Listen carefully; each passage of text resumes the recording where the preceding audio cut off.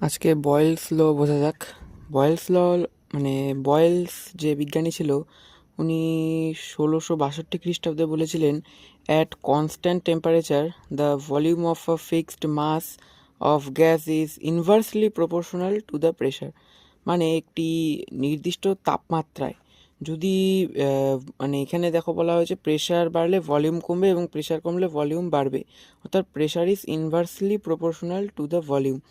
অর্থাৎ কোনো একটি বস্তুতে যদি প্রেশারটিকে বাড়িয়ে দেওয়া হয় তবে ভলিউমটি কমে যাবে এবং প্রেশার যদি কমে তবে ভলিউমটি বেড়ে যাবে।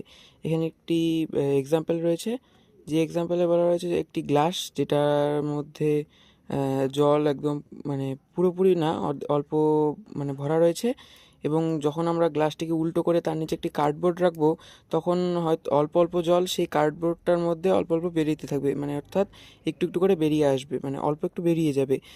এর ফলে কি হবে, উপরে যে অ্যাটমসফিয়ারিক প্রেশার রয়েছে সেই প্রেশারটা মানে মানে ভলিউমটা বেড়ে যাবে, এর ফলে প্রেশারটা কমে যাবে।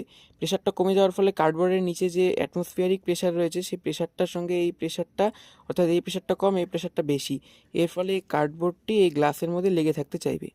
এটার থেকে বোঝা না গেলে চলো গুরুজির এক্সপ্লেনেশন দেখে নিই। मैंने इस बलून को इस बॉटल में कैद कर लिया है। अब ये मत पूछना कि सर उसको बॉटल में कैसे पकड़ा, ये मैं अलग वीडियो में बता दूंगा। अब जैसा कि आप देख पा रहे हैं कि इस समय बलून के अगल बगल का जो प्रेशर है वो एटमॉस्फेरिक प्रेशर से मैच कर रहा है। पर क्या होगा अगर हम इसके अंदर का प्रेशर बढ़ा ले तो? ए भाई जरा पंप लेकर आना। Ready, start.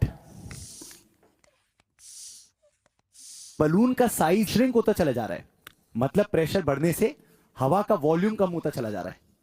तो प्रेशर बढ़ने से वॉल्यूम तो कम हो गया, पर क्या प्रेशर वापस से नॉर्मल करने से वॉल्यूम दोबारा इंक्रीज होगा? Ready, very good.